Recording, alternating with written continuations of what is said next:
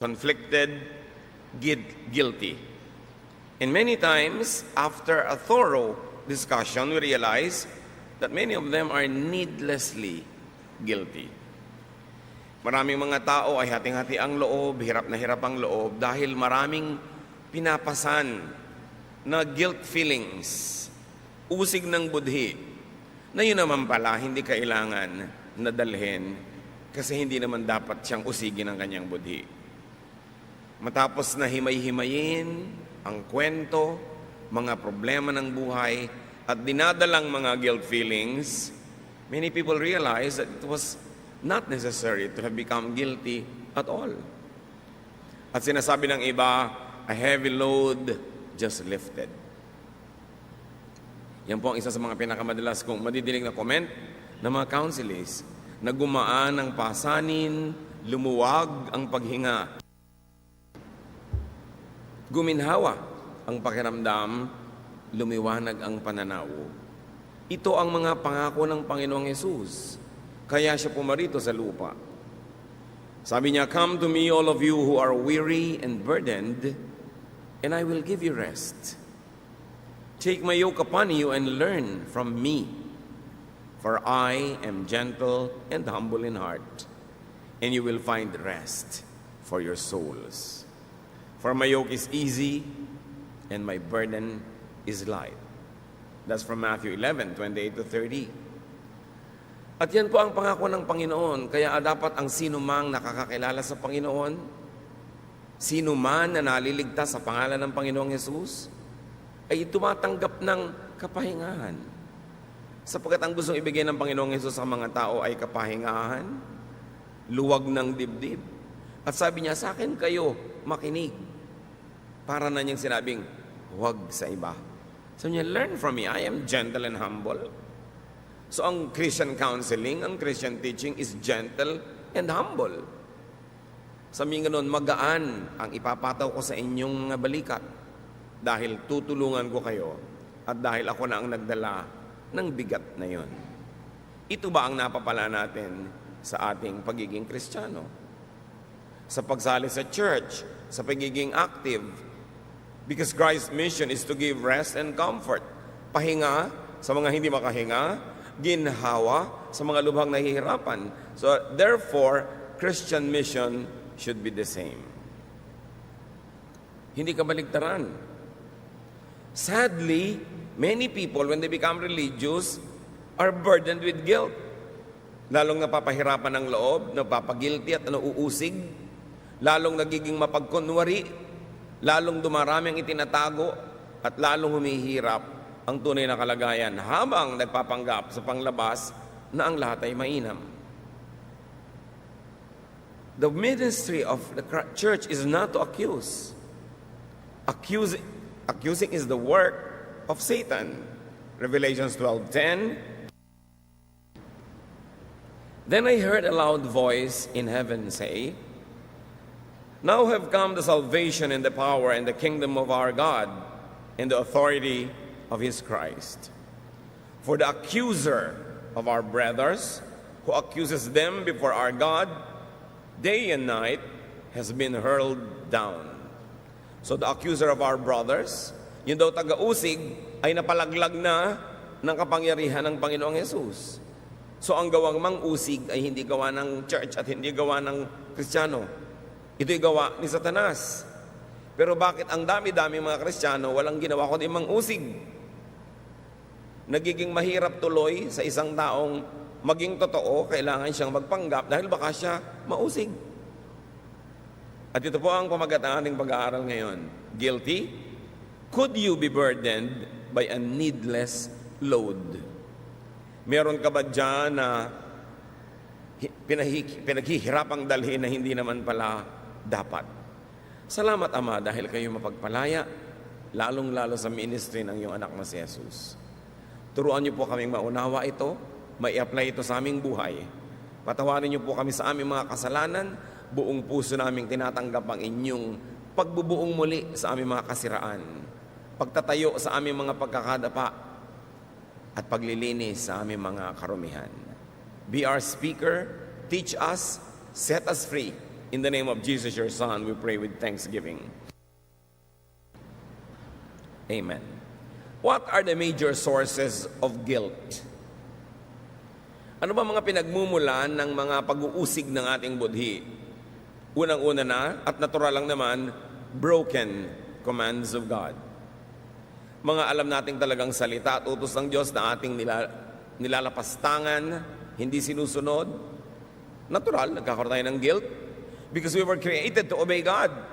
And whenever we disobey God, we are wired to feel guilty. But there's another source of guilt, which should not be commands of men mistaken for commands of God. Utos ng akala natin ay utos ng Diyos. Yung pala utos lang ng tao.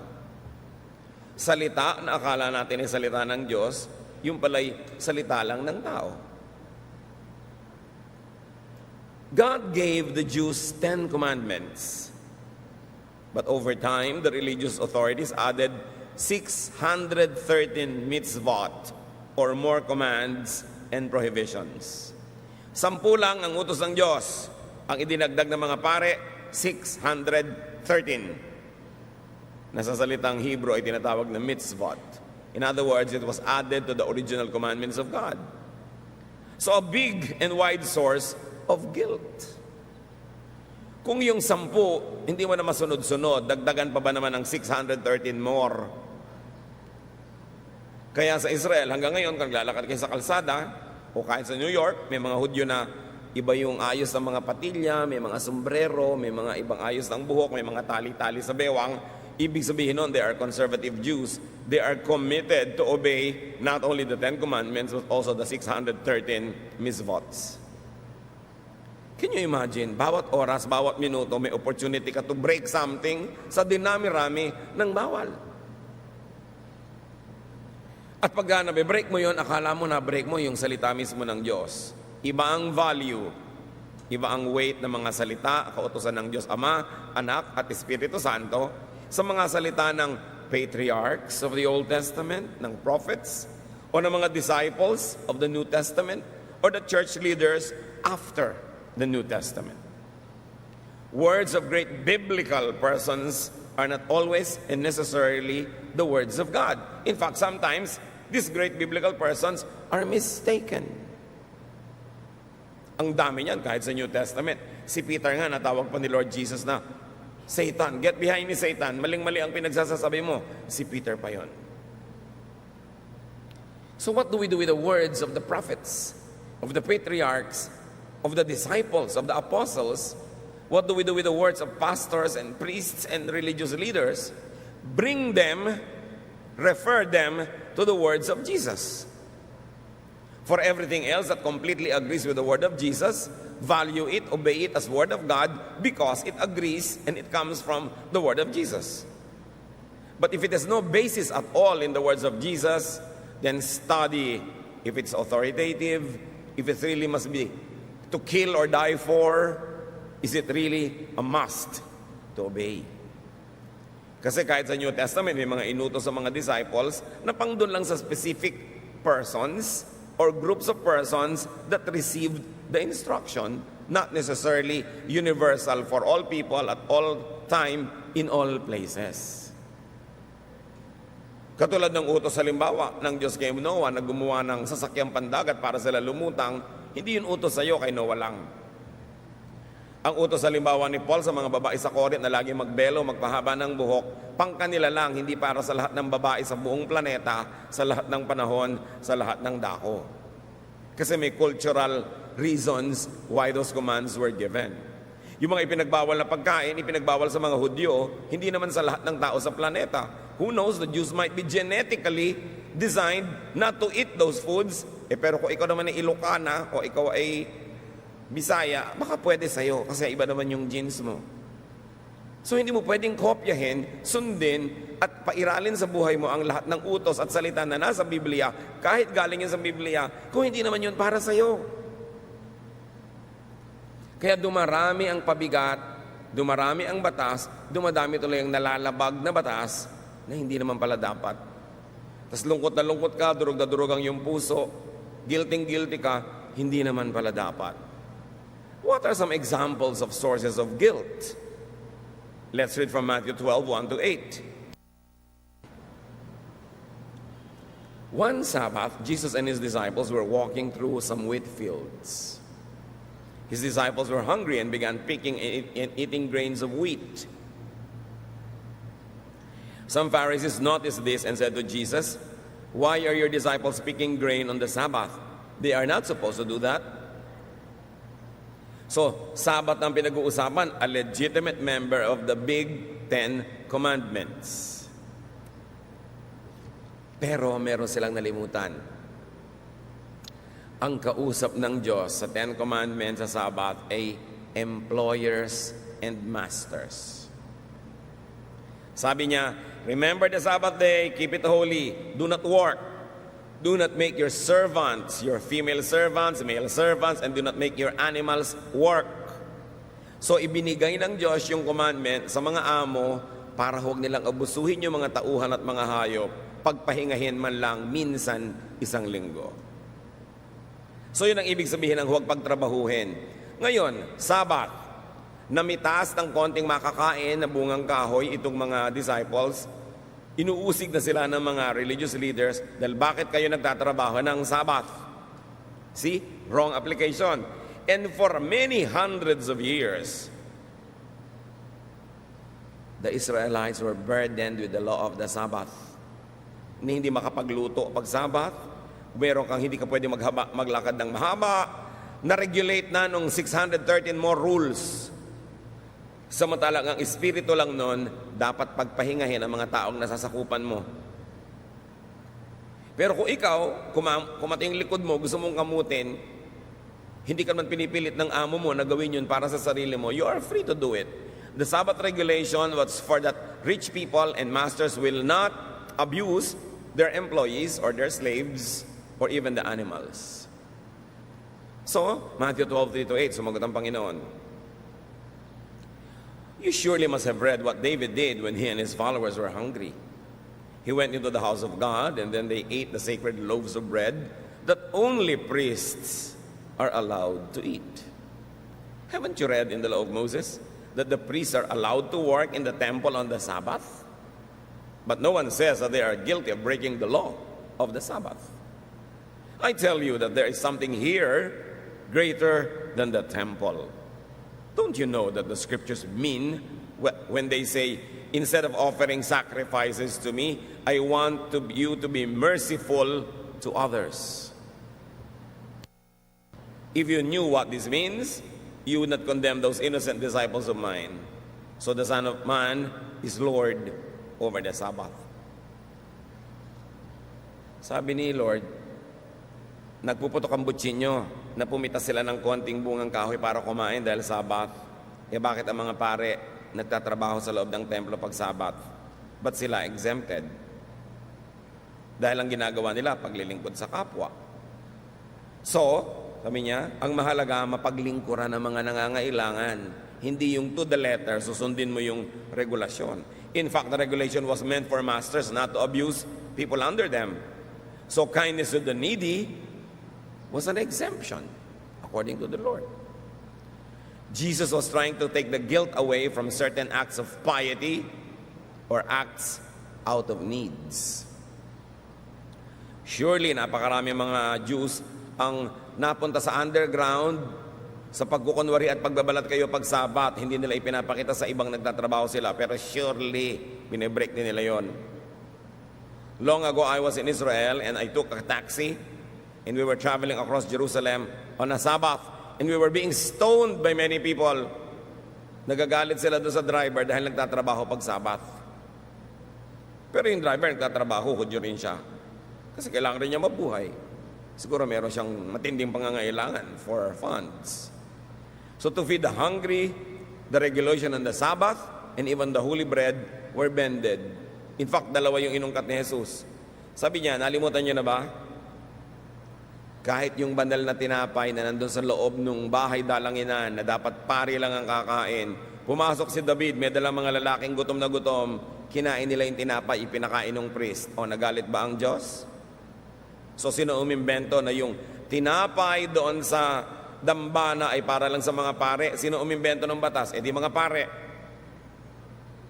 Hindi naman nagalit ang Diyos nung kinain nila David yun. Dahil ang pagkain ay para sa nagugutom. Malangan mamatay ka sa gutom, may tinapay dito na sabi ng batas para sa mga pare, so huwag mong kainin. At alam niyo ba, napakarami mga tao na nagugutom, nahihirapan, nagdurusa. Akala nila kasi dahil sa dapat nilang sundin, ang akala nila ay utos ng Diyos. Needless lang naman pala yung suffering nila. So napakahalaga. Kindness over technicality. And Jesus says, should the kind be guilty for being kind? Should I be guilty for allowing my people to eat and to pick fruits on a Sabbath while they are hungry? Will my act of mercy not exempt us from this law? Sabbath pa yun, ha?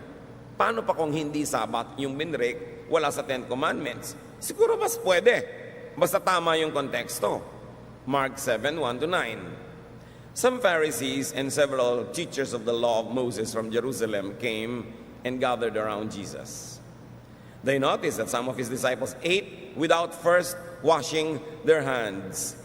So kanina, eating on a Sabbath, picking fruits on a Sabbath. Ngayon, eating without washing their hands. The Pharisees and many other Jewish people obeyed the teachings of their ancestors. They always wash their hands in the proper way before eating. At alam niyo ba yung proper way of washing your hand? There is a proper way of washing a cup, a glass, a plate, utensils. There's always a proper way. Therefore, there are many improper ways. At again, pag hindi mo nasunod yon, guilty ka na naman of breaking the law. So ngayon, ang issue nila, ba't di sila naguhugas ng kamay? Verse 4, none of them will eat anything they buy in the market until it is washed. Yun daw ang ugali ng kanilang mga aninuno. They also follow a lot of other teachings, such as washing of cups, pitchers, and bowls. The Pharisees and teachers asked Jesus, why don't your disciples obey what our ancestors taught us to do? Why do they eat without washing their hands? So now washing one of the 613 mitzvot. Mark 7:6-9. Jesus replied, you are nothing but show-offs. Pasikat lang kayo, palabas. The prophet Isaiah was right when he wrote that God had said, all of you praise me with your words, but you never really think about me. It is useless for you to worship me when you teach rules made up by humans. You disobey God's commands in order to obey what humans have taught. You are good at rejecting God's commands so that you can follow your own teachings. So Jesus here was referring to those 613 mitzvots. Sabi niya, imbento nyo lang yung rules na yan. At sa paggigiit ninyo na masunod ang mga inimbento nyong mga patakaran, ang hindi tuloy nasusunod ay yung mas malalim, mas mainam na utos ng Diyos. Ano yon? Yung maging mabuti, maging mabait, maging matulungin sa kapwa, mapagtanggap, maibigin.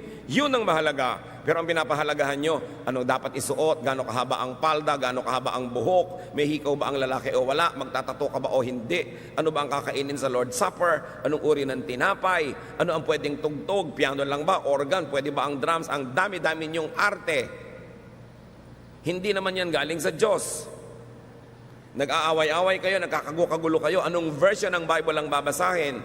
Ipipilit ng iba, isa lang ang version na tama, yung version namin, at mag-aaway-away sila. But none of those versions existed during the time of Jesus. So paano mo sasabihin nyo lang ang version na tama, hindi nga nag-e-exist yun nung panahon ni Jesus?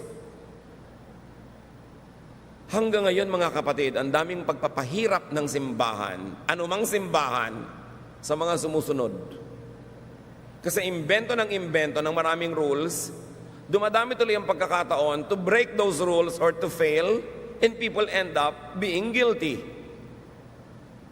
So here Jesus identifies a mitzvah as made up by man. competing with and prioritized by the religious over God's own commands. Katulad ng pagtatalo, ano ba yung baptism? Pouring? Sprinkling? Immersion?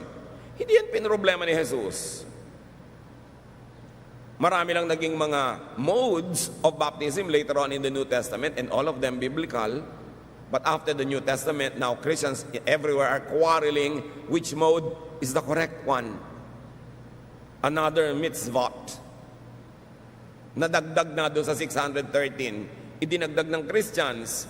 Kasi kung may 10 commandments ang Diyos, may 613 mitzvot ang mga Jews, ang mga Christian, ang dami pang idinagdag lalo. Kaya ngayon ang Kristiyano, wala nang maisip kundi masama ako, mali ako, nagkamali ako, nagkasala ako, puro guilt. Now, Jesus exposes the needless burden that the religious impose on the people. Matthew 23, 1-4. Jesus said to the crowds and to his disciples, the Pharisees and the teachers of the law pile heavy burdens on people's shoulders and won't lift a finger to help. Sabi yung mga religious leaders ninyo, walang ginawa kundi patawan kayo ng mabibigat na mga pasanin, hindi naman kayo tinutulungan. Tapos pag nagkulang kayo, uusigin kayo. Ang daming regulasyon. Dumagdag na ng dumagdag. Ano dapat ang suot ng choir? Ano dapat ang uniform ng mga babae? Ano dapat ang ganito? Ano dapat ang ganon?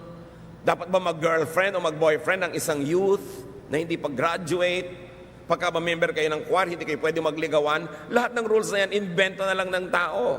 Hindi ko sinasabing masama yung rules, pero invento ng relihiyon. Always tuloy, there is an opportunity to fail and there's an opportunity to be guilty. So guminhawa ba ang buhay mo nung naging Christian ka? O lalong sumikip?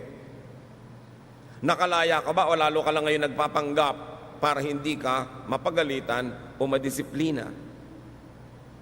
Pampahirap ang sobrang relihiyon. Pampabigat, pampasikip ng dibdib. At hindi yan ang misyon ni Jesus. Matthew 23:15, Jesus speaks, woe to you, teachers of the law and Pharisees, you hypocrites! You travel over land and sea to win a single convert. And when he becomes one, you make him twice as much a son of hell as you are. Gumagastos pa kayo sa mga misyon, sabi ni Jesus. Tumatawid pa kayo ng mga dagat at bundok para may kaluluwa na madala sa inyong mga pinaniniwalaan at matapos sumunod sa inyo, nadodoble lang ang pagiging anak ng impyerno. They become sons of hell, they become judgmental, or if not, they become conflicted and tormented. Dati hindi siya guilty, ngayon guilty na. Mabuti sana kung galing sa Diyos yung pagpapagilty para siya magbagong buhay. Kung mitzvot lang pala, church ordinance lang pala, na inimbento ng board o inimbento ng elders o inimbento ng pastor o ng pare o ninuman, paano na yun? Sayang ang religion pag ganyan ang ginagawa. Hindi tinutupad ang utos ni Jesus, kabaligtaran ang ginagawa, mas pinahihirapan ang converts. I love Jesus very much. You know, Jesus in his ministry of comfort reduced all the commands to just 2. Love God and your fellow men. Yung 10 commandments, forget it. 613 mitzvahs, forget it. Matthew 22, 35-40. One of them, an expert of the law, tested Jesus with this question. Teacher, which is the greatest commandment in the law? Jesus replied, love the Lord your God with all your heart and with all your soul and with all your mind. This is the first and the greatest commandment. And the second is like it. Love your neighbor as yourself. All the law and the prophets hang on these 2 commandments. Niwala sa 10 commandments yung binanggit niya. Sabi niya, dalawa lang ang mahalagang commandment. Kaya siguro ipinadala ng Diyos Ama ang Diyos Anak para ituwid ang pagkakaligaw mismo ng templo, mismo ng relihiyon. Kailangang itama kailangan magkaroon ng reformation. So niya, dalawa lang. Love God, love your fellow men. Love is above all. Gusto ko kayong hamunin. At this point, humanap kayo ng application sa sinabi na yan ni Lord. Niya, ito lang ang unahin mo. Love God and love your fellow men. Paano niya i-apply ngayon sa mga moral laws na nakasiksik sa inyong utak? Paano niyo i-apply yan sa inyong concepts of right and wrong? Sa inyong concept of justice and judgmentalism? Sa inyong concept of religiosity? Sabi ni Lord, ito ang mahalaga. Love God, love your fellow men. Applyan nyo. I cannot do it for you. But you have to say, itong law na to ng bahay na nabe-break ng asawa ko, lagi niyang iniiwan yung mga damit niyang nakakalat kung nagbibihis siya. What will I apply? The law of the house or the law of love? Nagkamali itong aking anak. What will I apply? Yung rules ng family na hindi ka pwedeng bumagsak sa klase mo kung hindi, blah, blah, blah, or the rule of love. Nagkamali ang asawa ko, nagtaksil sa akin, nagsisisi ngayon. What will I apply? Justice or mercy? Tinuruan na tayo ni Jesus kung anong dapat mangibabaw. Not legalism. Legalism belongs in the court of law, but not in daily life. Because if you're going to be legalistic, no one will love you. And you cannot be loving anybody. You will always insist. Sabi ng paragraph 10, article 3, sentence number 2, pero walang magmamahal sa'yo. Pag legalista ka masyado. So sabi ni Lord, love.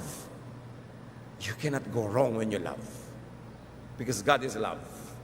And it is the greatest of all the commandments. Hindi nga kasama sa commandment yun eh. Pero si Jesus, sinabi niya, it is the real commandment. And it is the greatest. Another source of guilt, misreading, misinterpretation, and misapplication of God's Word. Okay, God's Word talaga. Hindi words lang ng kung sino, hindi words lang ng kung sinong prophet or disciple na labag sa sinasabi ng Diyos Ama o Diyos Anak o Diyos Espiritu Santo. Hindi salita lang ng pastor o ng religious leader. Talagang God's Word. Pero paano pa maaaring maging caution of unnecessary guilt? When you misread, misinterpret, and misapply it. God's Word nga. You have good intention, but probably bad scholarship. Mali ang basa. Mali ang pagpapakahulugan at paglalapat. Tulad na lang ng mga issue ng belo, ang kausap, Corinthian women, hindi naman ikaw. So ngayon, hirap na hirap ka, guilty ka, hindi ka nagbebelo, o ginadjust mo hindi nagbebelo, mali naman ang basa mo eh. Although word naman ni Paul yon, hindi naman yun word of God, yung tungkol sa belo. Kasi hindi naman God si Paul, hindi God si Peter, hindi God si David or Abraham. Isa lang ang God, di ba? Kaya pag nagbabasa kayo, letter to the Corinthians, letter to the Ephesians, huwag nyo sabihin, thus is the word of God. No, it's the word of Peter, it's the word of Paul, it's the word of whoever. It's not the word of God kasi those men are not gods. Dapat malinaw yun. Minsan nagbabasa ka ng kung ano-anong mga letters dyan sa Bible, tapos mo, word of God. It's the word of God if the teaching perfectly coincides with, agrees with, and follows the words of Jesus.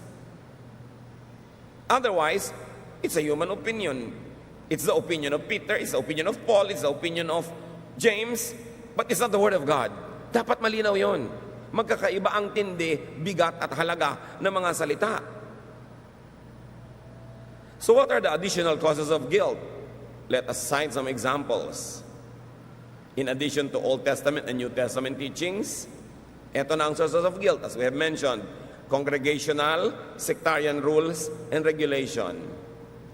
Yung mga rules and regulations ng inyong kongregasyon, ng inyong kapatiran, ng inyong fellowship, whatever. At marami yan. Nagdagdag sila sa mga misbot. Mode of baptism, elements of the Lord's Supper, attire, length of hair. May Christmas ba o wala? Issue rin yan. Church ba kayo o fellowship lang? Nadidinig nyo yan, di ba? Ang pastor nyo ba reverend o pastor o brother lang. Alam nyo, hindi ko masikmura na ang tao tawaging reverend. Kaya gusto ko tawag niya lang sa akin, Kuya Ed. Kasi kumisan, pastor ba? Wow. Pero may reverend ba? Ay, meron ba o wala? What's the big deal? Kumisan yung sobrang pagpapahalaga sa title is the reason why I refuse all of these titles. Kakilakilabot, may tao bang reverend? Banal? Kabanal-banalan? Ano siya? Katipunan na anak ng bayan? At ang dami pa niyan, etc., etc., ad nauseam, nakakasuka na sa dami ang mga congregational rules. Hindi ka pwedeng tumugtog sa banda pag mahaba ang buhok, nasan yung verse? Hindi mo pwedeng ligawan ng kapwa choir member, pareho naman kayong binata at dalaga. Bakit? Ang dami. Well, if it works in some congregations, that's their business. But I don't think it is a word of God to die or kill for. It's an opinion. Siguro yung mga church leaders, nakita nila mas effective yung ministry, mas less ang problem pag ganun yung policy. But sometimes the obedience of that policy stops people from being human. At hindi rin naman sinusunod ng mga choir, nagliligawan din sila. Nakalihim lang. It's only underground. And therefore they are guilty. That's what I mean. You create rules that force them to go underground and to feel guilty. Kung honorable, parehong single, ano nang pakialaman mo magligawan yung mga yan? Ba't pati yun, pinapakialam mo pa? Diba? So napaka-importante na sabihin natin, ay, policy lang yan ng mga tao. But then you are a member of a church, so you obey. Ayaw mo mag-obey, di join another church. Pero pag nandun ka, di mag-obey ka, alam naman nandun ka, tapos ayaw mo mag-obey. At yun ang problema. Gaano karami ang ilalagay natin na mga regulasyones that will force people to either sacrifice, feel guilty, or disobey? Kailangan ba talaga? Marami niyan mga gravely misunderstood, over-sensationalized, and over-demonized aspects of life, like lust, sexuality. Sobra ang pagpapagilty ng simbahan sa mga tao when they have sexual feelings. Pero sino ba ang nag-create ng human body? Di ba Diyos? So bakit kung magiging guilty ngayon kung nakikiliti ka, na-attract, basta hindi mo ginagawa to the point na nagiging kasalanan na, nagbe-break ka na ng rule, nangaagaw ka na ng hindi sa'yo. You know, creation, design, and biology all express the intention of the Creator. Then religion imposes unrealistic and unnatural expectations and requirements. Ituturo sa mga young boys, naku, hindi kayo dapat nagkakaroon ng sexual arousal pag nakakita kayo ng maganda. Eh, anong gagawin mo? They are wired to be aroused. So, guilty na ngayon sina-arouse. Ang mahalaga lang, what will you do with the arousal? How will you contain it? How will you control it? How will you decently put an end to its urges and the fevers that it gives you? Pero for people to feel guilty for being normal, created by our God to be like this, it is an unnecessary guilt. Labag na yan sa Biology 1. Remember that God is God of Biology 2. So ang nagiging result is guilt for what is only natural. God is the designer and author of nature. Now again, challenge number 2, apply and process this in your own life. How will you differentiate between even sexual attraction that you should be guilty of and that which you should not be guilty of? May dumaang maganda na attract ka, magigilty ka na ba? O magilty ka kung sinundan mo siya at ni-rape mo doon sa dilim? O inagaw mo siya sa asawa niya. Pero ina-attract ka, sabi nga ni Martin Luther, you cannot stop birds from flying over your heads, but you can stop them from nesting in your hair. So may mga natural lang. Huwag masyadong serious. May mga tao wala nang ginagawa kundi mag-confess. Lagi. May young person, ba't nakayuko ka naman, nagko-confess po ako, nagandahan po ako sa dumaan. Hindi wala ka nang gagawin, hindi mag-confess araw-araw, minuto, kasi marami maganda. When you do what you could to be godly, forgive yourself for imperfections. Forgive yourself for your human and natural impulses. For all you know, God might not even be offended. Living creatures are designed and wired to multiply. Isa yan sa mga utos lagi ng Diyos, go and multiply. The birds will multiply. The plants will multiply. Humans will multiply. Everything and everywhere, creation is filled with animals and plants that are wired to multiply. Therefore, they are to be sexually oriented. Kahit ang bulaklak, the bulaklak is the sexual organ of the plant. At kung ano-anong ginagawa ng bulaklak para umakit ng bubuyog. Di ba nagpapabango, may mga kulay, may mga kung ano-anong mga lumilipad-lipad na mga design. All of it to attract pollination. All of it to attract sexual intercourse through the insects. So that the flower will become a fruit and the fruit will become a tree. So, mamasamayin niyo ba yung bulaklak na nagpapaganda? Mamasamay niya sa bulaklak na, di bale, wala akong kulay pero mabango naman ako. Kaya lahat ng mga bulaklak na walang kulay, mabango. Yung mga wala namang bango, makulay naman ako. Dinadaan sa mga kung ano-anong gimmick to attract insects. And if plants would do that, will you demonize people? If they like to be attractive or if they get attracted? Kailangan lang ilalagay mo sa lugar yung susunod na mga hakbang niyan. Pero don't be needlessly guilty for being alive. Remember that you're spiritually imperfect, especially after the fall. But remember also what God remembers about you. Psalm 103:13, 103:14 rather, because God knows we are made of dust. Alam niya, gagawa tayo sa lupa. At hindi laging masamang we are made of dust. Naaalala lagi ng Diyos, oo nga, nilikha ko sila to reproduce among themselves in a sexual way. Kahit mga bubuyog, walang inisip kundi mag-sex, di ba?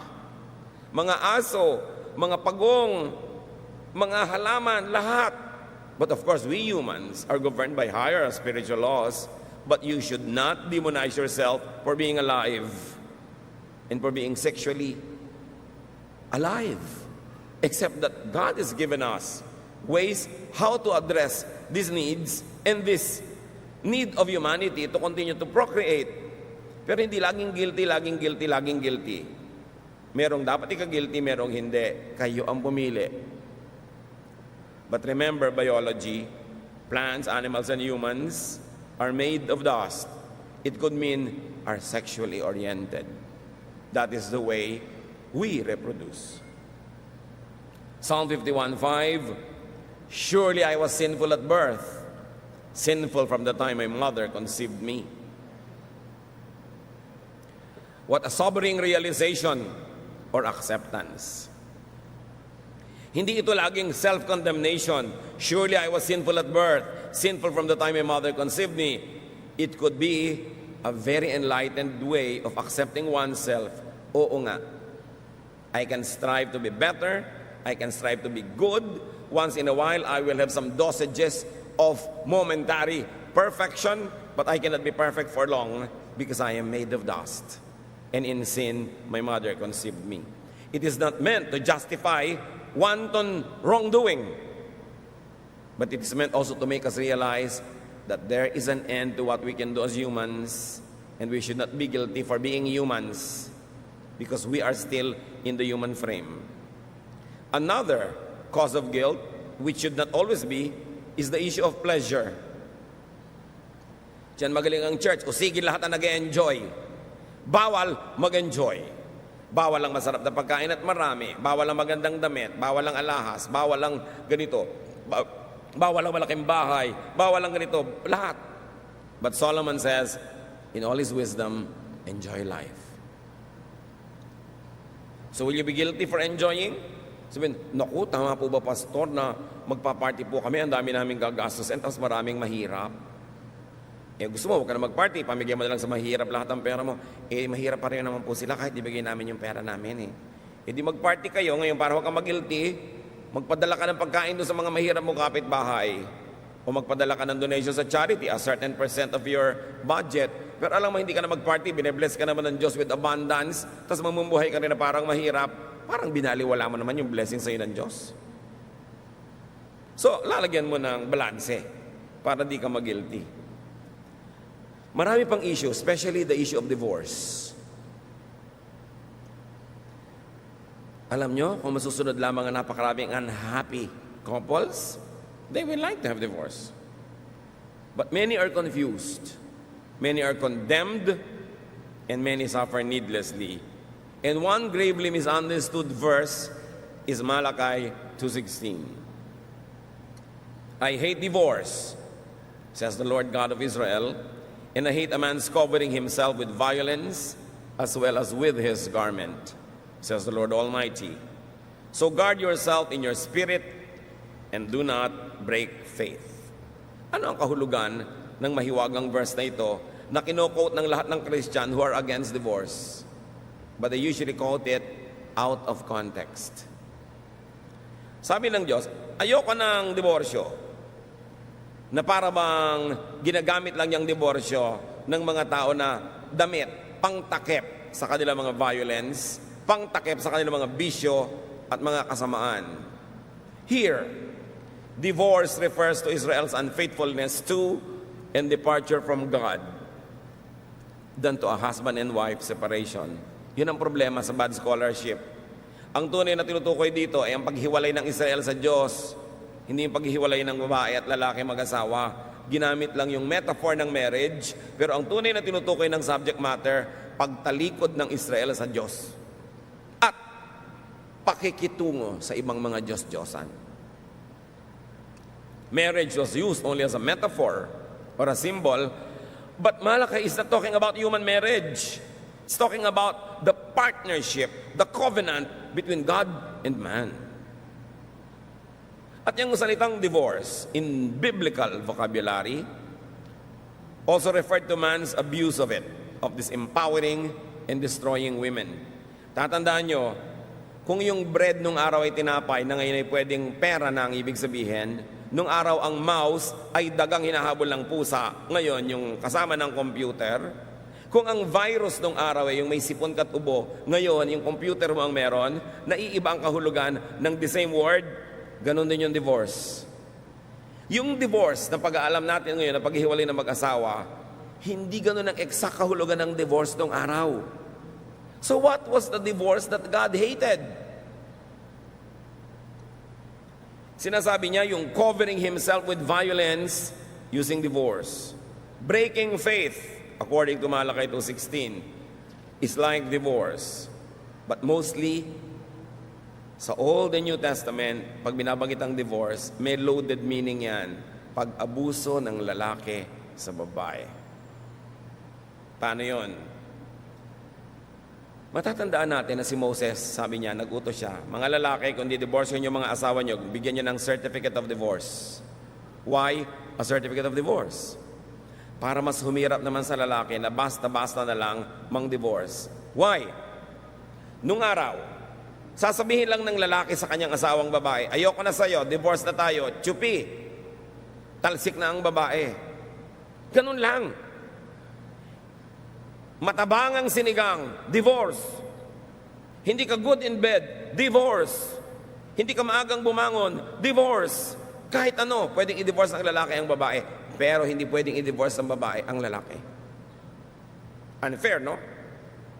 So sabi ni Moses, mga lalaki, kung magpapadivorce kayo, bigyan nyo ng certificate. At least pupunta ka pa sa pare, papapirmahan mo pa. Medyo mahirap, baka ma-counsel ka, mapigil ka dahil wala namang kalatoy-latoy ang dahilan ng divorce mo. Meron pa mga lalaki, may magugustuhan silang ibang babae. Pero siyempre, alam nila kasalanan makiapid doon dahil may asawa sila. Di-divorcehin nila yung babae ngayong gabi. Makikiapid sila doon sa ibang babae ngayong magdamag. Bukas ng umaga, sasabihin na sa babae, balik ka na dito, asawa na uli kita. Di ba di-divorce mo na ako? Ang patunay mo. So sabi ni Moses, bigyan nyo ng certificate. Kasi ang dali-daling baligtarin ng lalaki yung babae. Ang dali-dali niyang pahirapan. So, the certificate of divorce was a protection for women. Hindi yun pag sang-ayon na basta mo na lang siya i-divorce. Binigyan man lang kahit konting protection. Now, ito yung divorce that God hates. Yung I hate divorce. God and Jesus hated divorce, the instrument by which men so easily threw women away, only to pick them up at will. That was a divorce God hated. God and Jesus hated the kind of divorce that abused the weak, that caused women and the weaker partner to suffer. Yun ang divorce na tinutukoy. The word divorce then does not exactly mean what divorce means now. So hate pa rin man ng Diyos ang divorce kung ang dahilan at ang pagdidivorce ay para mapalaya ang sino mang partner na nahihirapan, nagdurusa, nalalagay sa panganib dahil murderous or insane yung husband, pinagtataksilan, inaabuso ng harap-harapan. Will God still hate a divorce in that context? Yun ang pangatlong challenge. Isipin nyo. I-apply nyo sa buhay nyo. Kasi maraming tao, sa pagsunod lang sa do not divorce, nawasak na yung buong buhay nila, kaisa-isa lang yung buhay, paano kung nagkamali ka pala ng pinakasalan? Hindi yung bisyo na, dinidivorce ko siya kasi mabaho ang paa, kasi malakas umilik, kasi hindi kumikita, bla bla bla. Hindi yon. Pero yung talagang, ang napangasawa mo, baliw, pinaplansya ka habang tulog ka. Pag bangon mo, nakabitin ka, binibigti ka pala. Inuuwian ka ng babaeng tatlong sabay-sabay sa bahay mo, wala kang magawa. Sa palagay nyo, pag dinivorce yung husband nyo na yon, hate pa rin ng God yung divorce. Think. Because God is kind and God likes the weak to be strengthened, the imprisoned to be free. What if you are imprisoned in a horrible, nightmarish partnership? Will God still hate the divorce? Think. Even adultery and covetousness were forbidden mainly because women were counted as their husband's properties. Alam niyo ba mga kapatid, na kaya pinagbabawal yung covetousness, yung 10th commandment, you should not covet your neighbor's wife, because property laws would be broken. What do I mean? Balikan natin na Exodus 20:17, the 10th commandment. You shall not covet your neighbor's house. You shall not covet your neighbor's wife, or his manservant, or maidservant, or his ox, or donkey, or anything that belongs to your neighbor. So sinong kabarkada ng wife? Ang mga baka, ang mga kambing, ang mga ari-arian, ang traktora, ang kotse, ang motorsiklo. Ang hindi pinapakovet sa Exodus 20:17, property ng another man, and the wife belongs to that. The context of not coveting your neighbor's wife is not to respect the wife, but to respect the man who owns her. Because in the Old Testament and up to the New Testament, a wife is a property. Kaya nakita niyo yung pagpapalaya ni Jesus sa mga babae? Yung kasama niya kahit saan, mga babae na hindi nagpapaalam sa mga asawa. Nagkaroon sila ng freedom from being owned by a man. Yung babaeng si Mary na nakikinig sa kanyang pagtuturo, kasama yung mga kalalaki, sabi ng Sister Martha, papuntahin niyo po yung kapatid ko si Mary sa kitchen where we women belong. Natanggap na ni Mary yun ni Martha.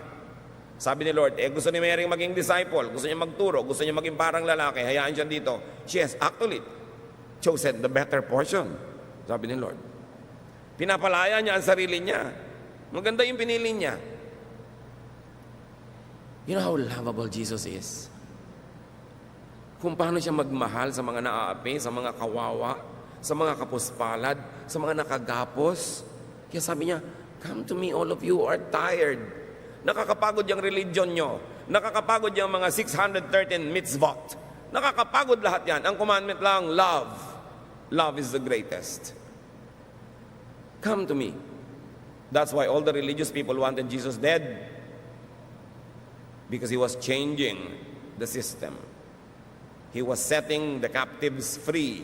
He was setting prisoners free. He wanted every person, man or woman, child or old, rich or poor, to enjoy life, to have a meaningful life, to develop their personality and not to be the shadow of someone else, even if that someone else is your father or your husband or your mother.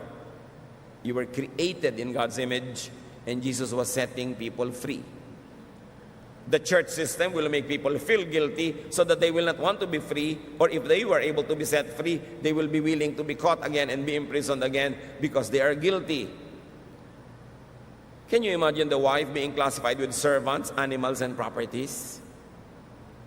So masamang pagnasaan, hindi dahil siya isang marangal na babae, kundi dahil property kasi siya ng kapwa lalaki at ang kinakausap sa 10th commandment ay mga lalaki. Ang kinakausap sa commandment on the Sabbath ay mga amo o mga masters, which are also male. So ano pa ang mga guilt nyo?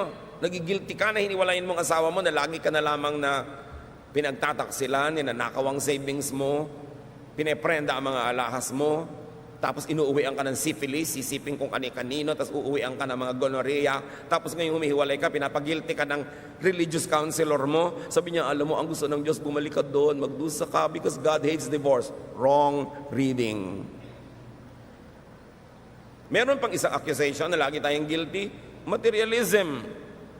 Hoy sister, di ba? Kristiyano ka na, bakit ang dami-dami mong damit? Bakit ganito, ganon? Guilt for having fine things. Guilt for being comfortable. Of course, this guilt is fed and fanned and promoted by the church that glorifies sacrifice, that demonizes possession of properties. Why? Because the churches want you to donate everything you have. Kaya pinapagilty ka pag may mga ari-arian ka, brother, mas malaki pa ang bahay mo kaysa sa church. Diba? Nakarinig na ba kayo ng mga ganon? Mabuti pa yung bahay mo, may garahe, yung church, wala. Actually, may truth naman yun. Pero kung pinaghirapan niya yun, property niya yun, ba't mo pinapagilty? Proverbs 15:6, the house of the righteous contains great treasure. Righteous siya, kumikita siya, huwag mo siyang pagiltihin. Hayaan mo siya magkaroon ng magandang kama kung gusto niya. If God blesses you with abundance, enjoy it. Just don't fail to share. Don't fail to give to God what is God's and to your fellow men the help, the charity that you could. But enjoy God's blessings to you. You don't have to be guilty for being rich. Pinayaman ka ng Diyos, tapos babaliwalain mo, di binabaliwala mo yung bigay sa'yo. So another source of guilt is of course the excessive focus on sin and guilt. Wala nang itinuro kundi kasalanan, kasalanan, kasalanan. Kaya marami tuloy mga Christian, pag matagal na sa church, ang nagiging nangyayari sa kanila, wala ring inuungkat kundi kasalanan ng iba. Walang hinahanap kundi kasalanan ng iba. The burden of sin and guilt, of course, makes the priest and other dispensers of forgiveness look more important. Siyempre, lagi kang uusigin kasi nagiging mahalaga tuloy yung ministry ng mga religious leaders na laging magbibigay sa iyo ng kapatawaran. Kung nasa ritual ng simbahan na yun na pwedeng magbigay ng kapatawaran yung leader, nagiging importante siya, so lalo kang papagiltihin. Now, what are the cures to guilt and to needless guilt? Obedience to God, of course. You don't want to be guilty? Be perfect. If you could. Babalikan natin yan. Another cure, knowledgeable, wise, and spirit-led scholarship. Pangontra sa pinag-usapan na natin kanina na careless or substandard knowledge of the Word of God. Mali-mali tuloy interpretation, mali-mali ang reading, nahihirapan tuloy. There should be differentiation of man's commands from God's commands. Men in the Bible, men outside the Bible. Men in your church, man-made rules. Dapat clear. Ito talaga, yung 10 Commandments. Pero, sabi ni Jesus, dalawa na lang, love God and love fellow men. Ano ngayon ang relasyon ng mga ibang regulasyon ng buhay mo doon? Process it, the fourth challenge. Gaano kahalaga talaga yan? Should they really feel guilty? Idinidikdik ng pastor talaga, ng mga religious leader, Sunday is for the church.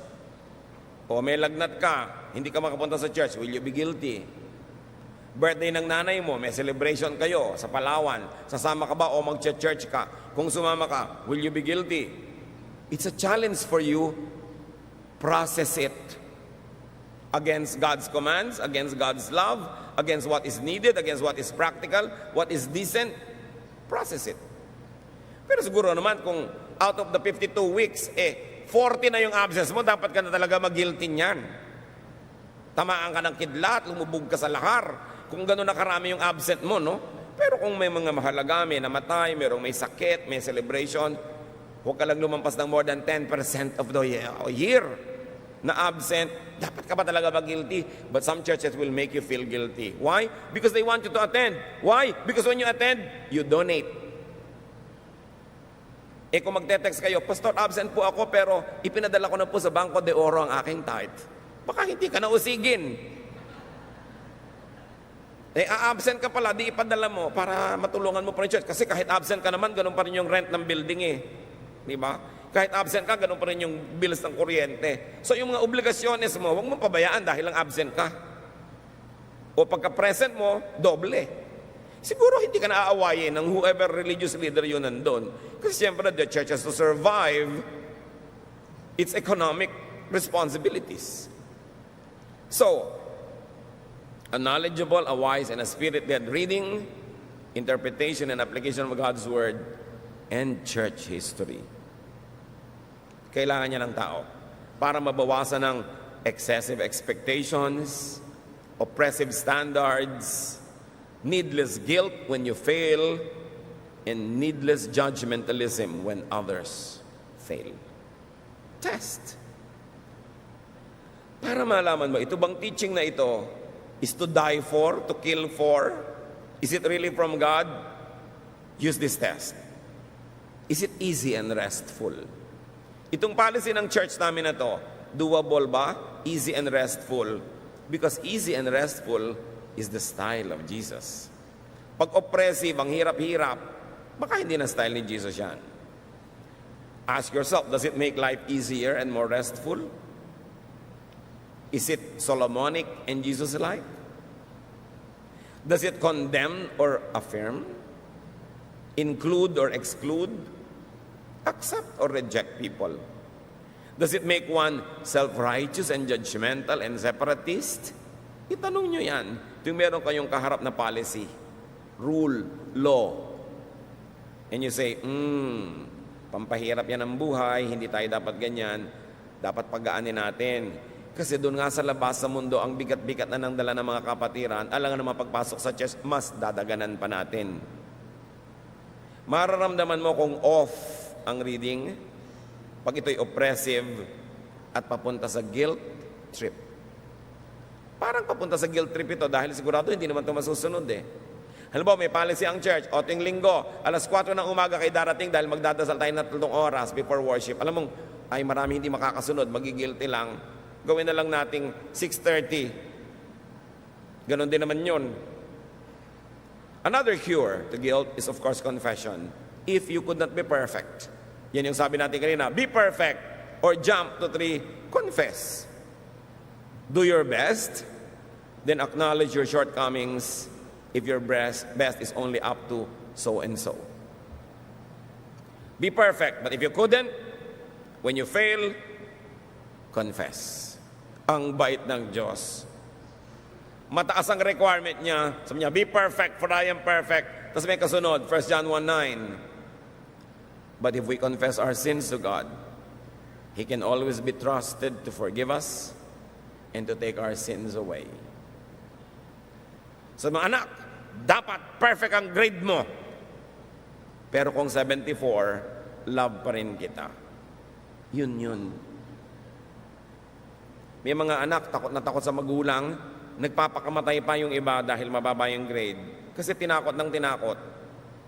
Dapat mataas talaga yung expectation mo. I expect you to excel. I want you to be the best. I want you to win. But if you don't win, my love remains the same. Yun ang love ng Diyos.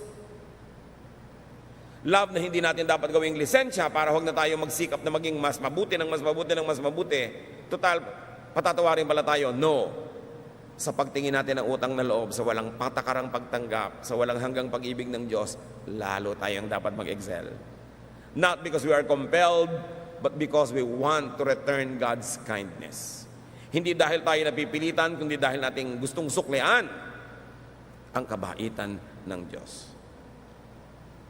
Kailan ba natin mauunawa, maia-apply at mai-enjoy ang pag-ibig ni Jesus sa buhay natin? Anong ibig sabihin na meron kang tagapagligtas? Anong ibig sabihin na may naguhugas ng iyong kasalanan? Anong ibig sabihin na merong laging tumatanggap sa at nagpapatawad? Ang ibig sabihin nun, relax. Be restful. And let other people relax and be restful also. Marami mga kapatiran, mas mahigpit pa sa Diyos. Diyos ang bahala. Gusto kong idiin, huwag gawing lisensya ito para maging pabaya. Pero lagi niyong tatandaan, pag nagawa niyo na yung best niyo at hanggang doon na lang, papunuan niyo kay Jesus. Siya ang pupuno. Siya ang perfecter of our faith. We strive, we struggle, but we cannot be perfect. So wherever we reach our maximum, our limits, let God be the perfecter. Let Him add so it becomes full. You want to be restful? Focus on forgiveness and justification in Christ. Focus on God's kindness. John 8:7-11. If any one of you is without sin, let him be the first to throw a stone at her. Sabi ni Lord sa crowd na gustong bumato sa babae na nahuli sa kasalanan. Again, he stooped down and wrote on the ground. At this, those who heard began to go away, one at a time. The older ones first, until only Jesus was left, with the woman still standing there. Jesus straightened up and asked her, "Woman, where are they? Has no one condemned you?" "No one, sir," she said. "Then neither do I condemn you." Jesus declared, "Go now and live your life of sin." Caught in the act, the people wanted to stone her to death. And Jesus says, "Well, sige, yung walang kasalanan, mauna na lang bumato." Wala siyempre naglakas ng loob dahil lahat may kasalanan naman eh. So sabi ni Lord, wala bang bumato sa'yo? Wala po. Hindi rin kita babatuhin. Umuwi ka na iha at magbagong buhay. Loving. Very nice. Maraming Christian, brethren, kapatid, judges, accusers, condemnators. And that is the work of Satan, not of Jesus. So, the last cure in the list, but not definitely in the truth about life, is acceptance of one's humanity, mortality, imperfection in this life. Also, acceptance of other people's humanity. Kailangan matanggap mong tao ka, hindi ka pa perfect. But you grow in the Lord. You grow in Christ-likeness. Room for improvement is the biggest room in the world. 2 Corinthians 3:18, the Lord's Spirit makes us more and more like our glorious Lord. So while you cannot be perfect, you can get nearer and nearer to perfection, to Christ-likeness. That is doable.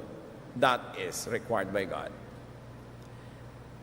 So ulitin natin ang sabi ng Panginoong Hesus sa Matthew 11:28-30 to give a context to everything we have discussed. "Come to me, all of you who are weary and burdened, and I will give you rest. Take my yoke upon you and learn from me, for I am gentle and humble in heart, and you will find rest for your souls. For my yoke is easy, and my burden is light." Let us strive to be Christ-like as much as possible. But when or where we fall short of God's glory, let us rest in God's love. Let your faith, let your religion, let your Christianity be a shelter, a resting place, a hospital, a healing place.